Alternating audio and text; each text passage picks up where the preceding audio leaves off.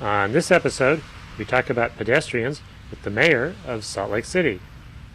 Then we travel to Springfield, Missouri to learn about hit-and-run drivers. We check out the Active Living Partnership in Columbia, Missouri. Media coverage is vital for a successful partnership. Finally, we meet the author of Minx in the City. Stay tuned.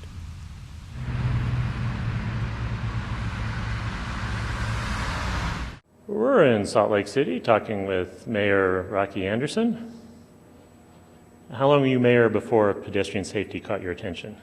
It caught my attention almost immediately. We were ranked, I believe, the 12th most dangerous place in the country. They did that on a per pedestrian miles walked sort of basis, but we had a very serious problem in terms of fatalities and injuries involving pedestrians. And I recognized right away that one of the unique features of our city is that we have very large blocks. You can fit 36 Portland blocks into 4 of our blocks. And so they're very long.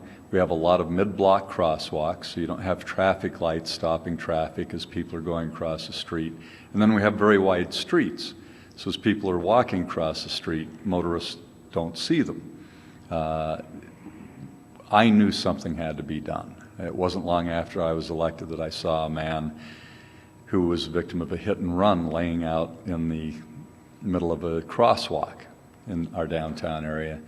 And I just said to myself, I'm the mayor, I'm going to do everything I can to make sure that pedestrians are more visible, and we're going to save lives. You identified the problem. What sort of solutions were you able to come up with? Well, one thing that I knew is we've got to make people far more visible. And I've had that experience. You walk across these wide streets in the crosswalk, you feel like you're invisible to the motorists. So we put out red flags that you hold on a little dowel. We put receptacles at both the intersections and the mid-block crosswalks. You pick up a red flag, carry it across the street, put it in the receptacle at the other side. Of course, when I first did this, people were saying that mayor is crazy, look at this. I mean, there was a lot of derision heaped upon me at the time, but I said, this is going to work as people become more and more accustomed to doing it. Well, now we know that it saved lives. People are much more comfortable using them. In fact, sometimes you see them grab them and they're waving them around playfully, even dancing across the street with their flags. And with those efforts, as well as countdown timers on the pedestrian signs, rather than just a sign that starts blinking and nobody knows how long they have to get to the other side, with more aggressive enforcement by our police, more visibility to these issues, we do a lot of public education around all of this. Last year, we were recognized as the most improved city in the country in terms of pedestrian safety. And the number of pedestrian-involved accidents has been reduced by almost a third simply by taking these measures. And walkable communities is more than just pedestrian safety. What else have you been able to do to improve the environment for pedestrians? Well, it's got to be an interesting place to walk, too. You can make it as safe as you want, but people aren't going to walk it if it's not an interesting place.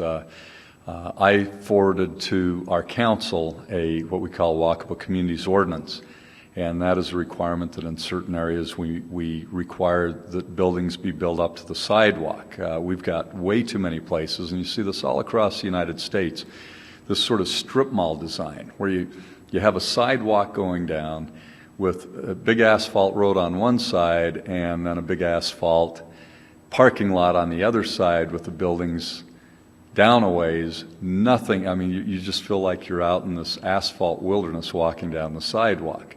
It breaks my heart to see the lost opportunities in the city because we didn't have a requirement that they build up close to the sidewalk. We have that now. It took me about 4 years to get this through our council. It really took a lot of tenacity just hanging in there to press for this. We've also done away with the prohibition against artists and musicians on our sidewalks. we took a look at all these kinds of impediments to walkability when I came into office, and it's like somebody had decided they're going to make this as bland and as boring a place as possible for pedestrians. It was just amazing to me. They had very onerous requirements for people who wanted to put dining out on the sidewalks. We got that changed.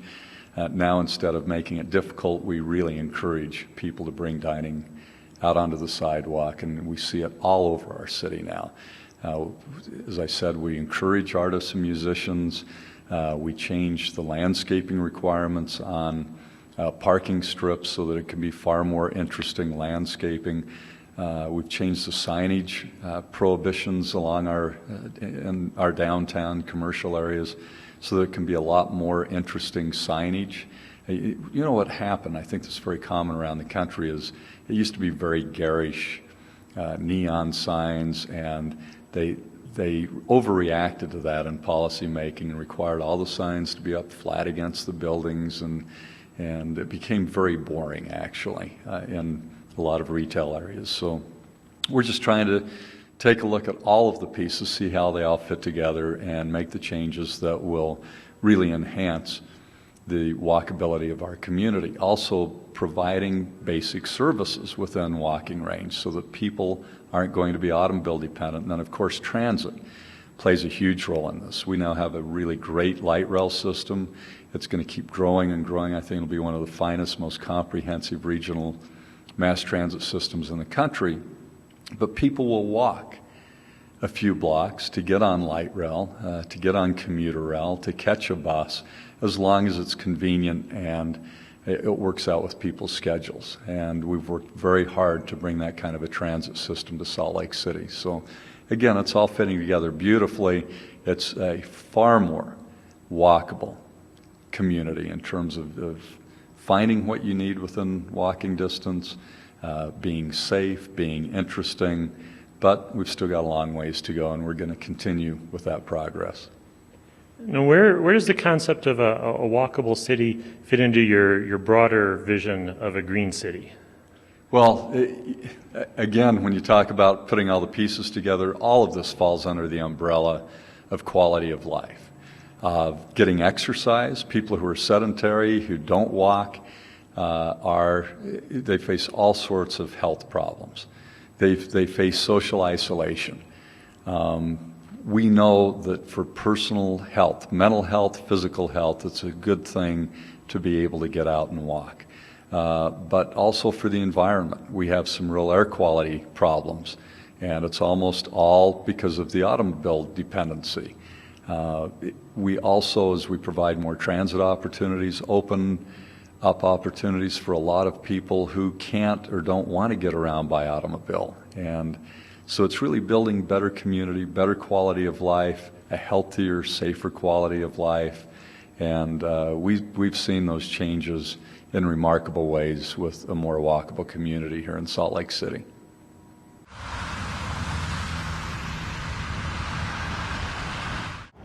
We're in Springfield, Missouri, talking with David Long.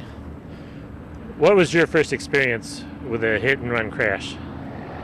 Well, my first experience, I guess, would have been I was a victim of a minor one. I was inside of a videotape store getting a video when somebody yelled in, somebody just hit your car, and I ran outside, and some young kid in a pickup truck had just slammed into the car and caved in the quarter panel and took off. And it was quick call to our local sheriff's department, and they were able to catch the guy pretty soon, and they sent the kid back. And I basically told the officer, you handle it wherever you think's best, and their insurance paid for the car, so it was no big deal. So in that case, it was very fortunate.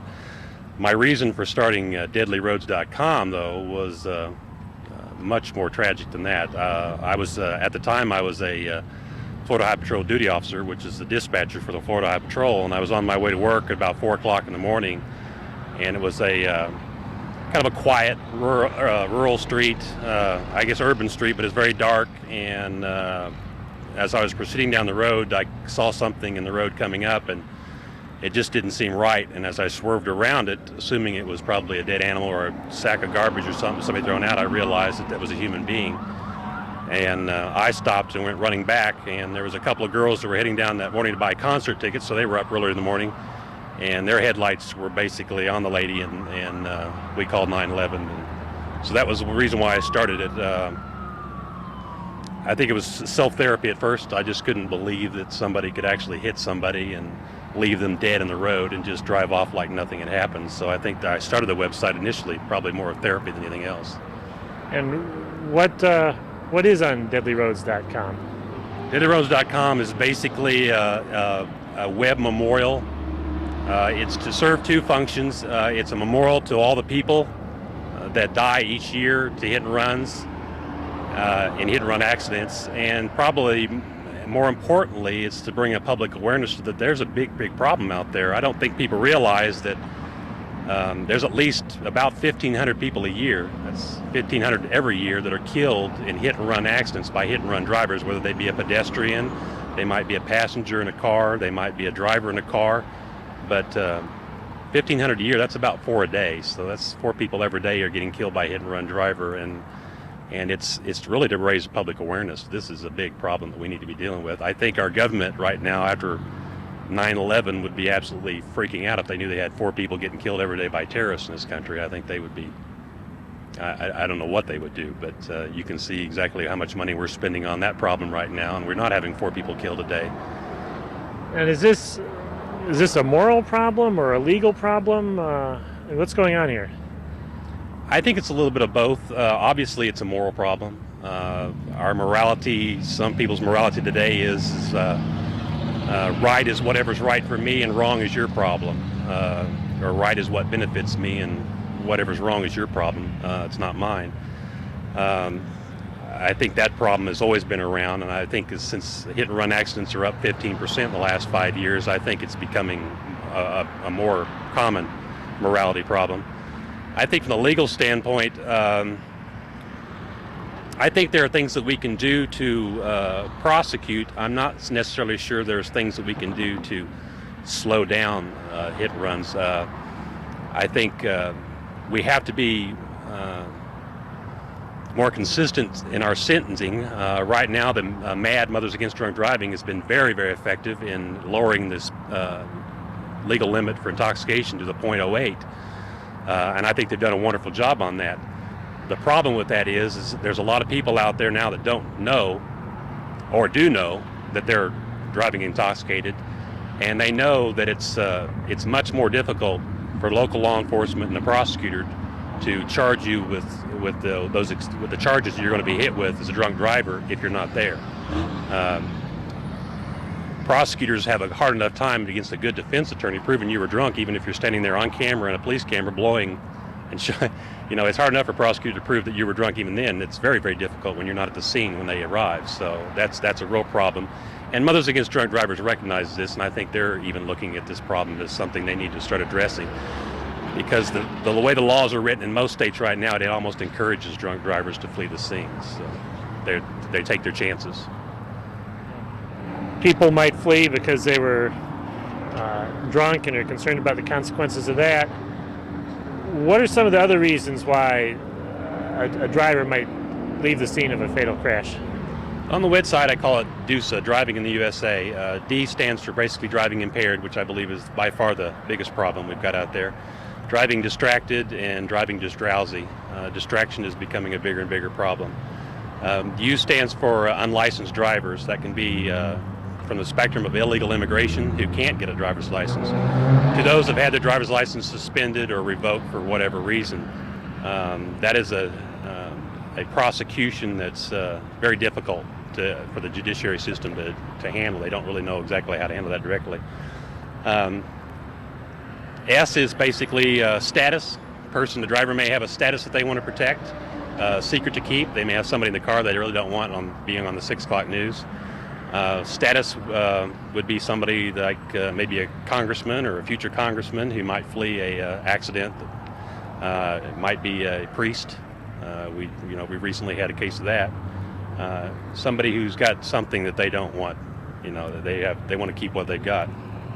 And A would be aggressive drivers and age. Aggressive driving is a real big problem. It accounts for a lot of hit and run accidents that are between vehicle and vehicle. There was a case just last week where two vehicles got into a minor accident and then basically started ramming into each other until one of them crashed and one passenger was killed. And age, in the state of Missouri, 10% of our drivers are under the age of 21, but they account for 29% of our accidents, and that's not unique to Missouri. That's a problem. So youthful age is definitely a problem. Who are the victims of hit-and-run crashes? Primarily, the vast majority of hit-and-run victims are pedestrians. Run about 60% of all fatalities, which are about 1,500 a year. 60% of those are pedestrians. The reason being primarily is because when a vehicle strikes a person, there's a bigger chance that vehicle is still movable than it would be if it hit another vehicle. So pedestrians are by far the largest victims. And what walks of life do they come from? What sort of person is out there that gets hit? Every type of person, every age group, every ethnicity, you name it. If they live in America, they're dying. A lot of people that are even visiting this country are being killed.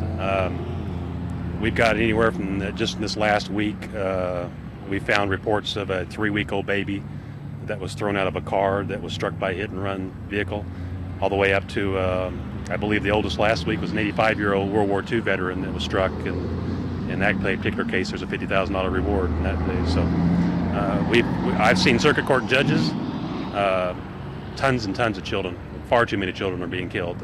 Traffic crashes are the leading cause of death in this country between the ages of 3 and 33, and hit and runs make up far too many of those.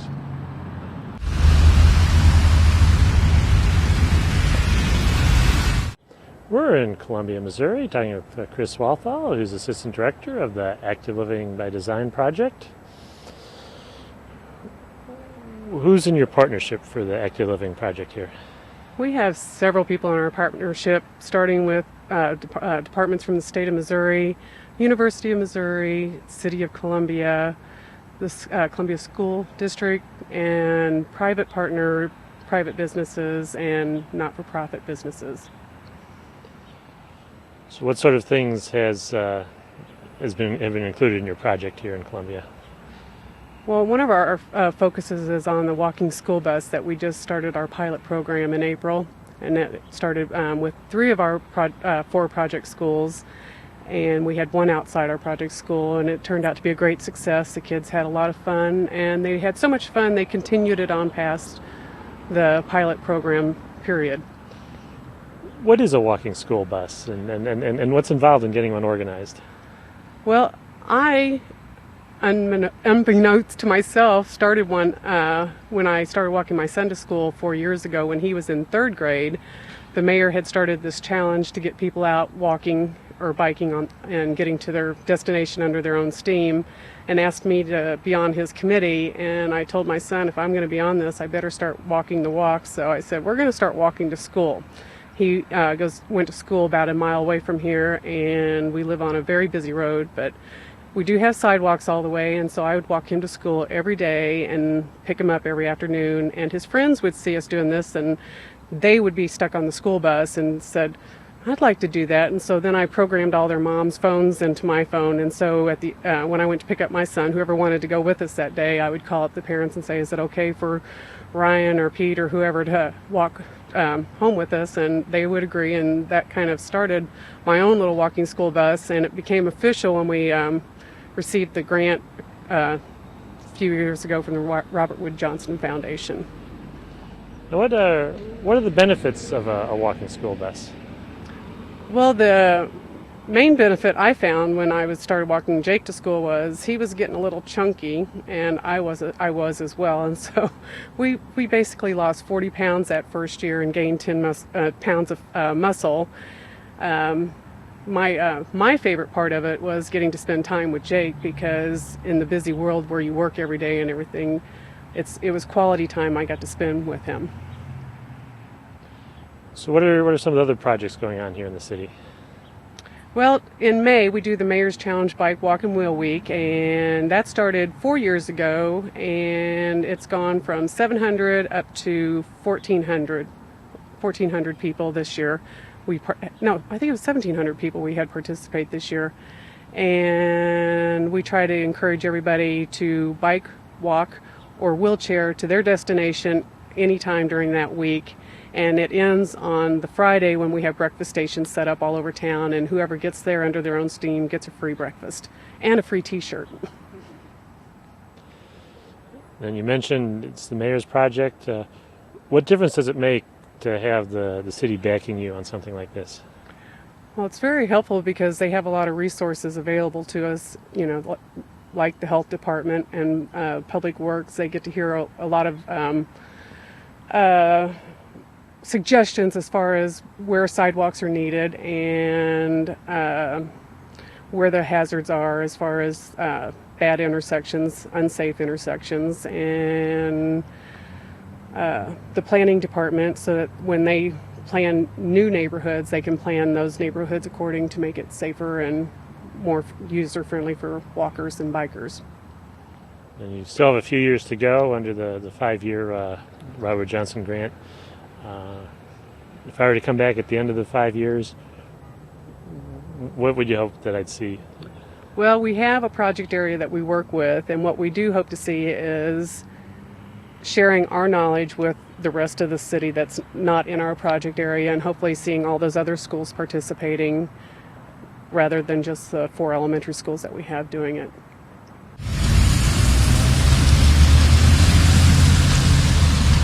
We're in Columbia, Missouri, talking with Stacia Riley, who's a health educator with Columbia Boone County Health Department. What's your connection with the Active Living by Design project here? I am the communications director for the project here in Columbia, Missouri. And I imagine communications is pretty important if you're trying to reach the public with your activities. What have you been able to do to get your message out? You know, our project really has been very fortunate to get a lot of media coverage, whether it's radio, print, TV. I think one of the things we have going for us here in Columbia is that we are a university town, and our journalism school is one of the most well-known throughout the country. So we do have a lot of budding reporters in town that like to get the story. So we always get coverage for sure from the university, whether it's their newspaper or their television station. But we also get good coverage from the other local radio stations and television station and daily newspaper as well. So,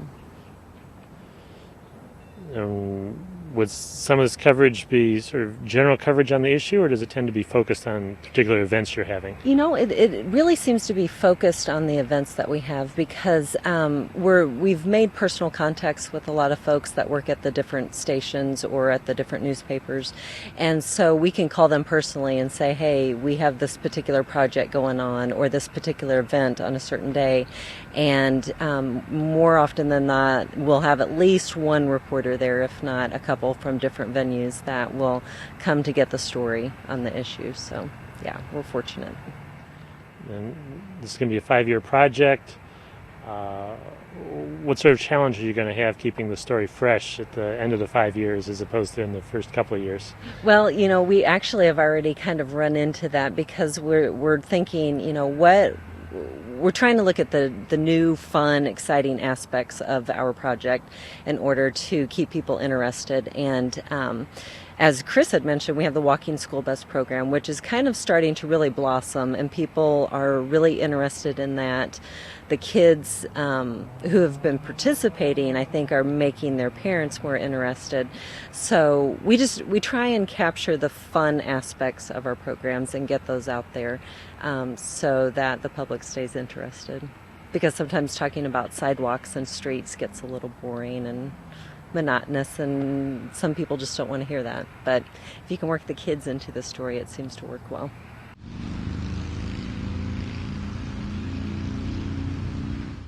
We're in Salt Lake City talking with Lisa Romney. You write a monthly column for a local magazine. What's your column? It's called Minx in the City. Named Minx, not for me, but for my bike, which is hot pink leopard print black beach cruiser.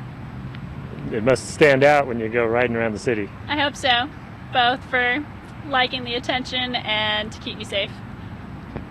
You know, what's your column all about? I mean, what's the most recent column about? The most recent column, well, you expect me to remember what I wrote my columns on? The most memorable column was the one I wrote about dating by bicycle. It had never occurred to me that if you told someone you were on your bike, they were going to assume that you were a drunk who'd had their license revoked or something. So it's always a little bit exciting to show up and interact with people when you're on your bicycle. And you're able to do almost anything on your bicycle? Yeah, I used to trying to commute on my road bike, which was kind of a pain because you have to wear special shoes and special clothes, and then you get to work and you've got to get into this sort of thing. So that didn't seem to work that well. And I'd been to China, and everyone rode in their suits and ties or high heels, and kept thinking, how do they do that? Well, not having to have these special shoes would help, and I thought, beach cruiser is perfect. So I got the beach cruiser to start. I call it my grocery getter, and ride it. I can wear it in heels and a skirt, just jump on it and do anything. So it works perfectly. And when I got on it, it was kind of like my muse. It was so much fun and so much joy that I kept thinking, you could write about this. You could introduce this concept to people, that you really can use a bike as fun and convenient transportation. And ever hear from readers that follow your example? Yeah, they do. They love it. Sometimes I'll hear from people who say, wow, if I had one of those bikes, I'd do it. It's like, well, at least we're planting seeds. But then a lot of people write, and they either say it's so good to know that there are other people out there doing it, or they're telling me like, wow, I'd never thought about it, and I'm doing it, and you're right, it's so much fun. And the other thing is that I live just outside of downtown. I mean, really kind of one of the downtown neighborhoods, and Salt Lake is changing so quickly, and downtown is changing so rapidly, and really trying to become a real city with a real downtown. And so it's fun to be downtown on the bike and have those interactions, watching new coffee shops open up with drive-up windows, which are walk-up windows, so you can drive up on your bike. And so many things are changing. I really wanted the community to be aware of what was going on downtown, how fun and cool Salt Lake City is, but not to bring their cars. Visit us on the internet at www.pedestrians.org.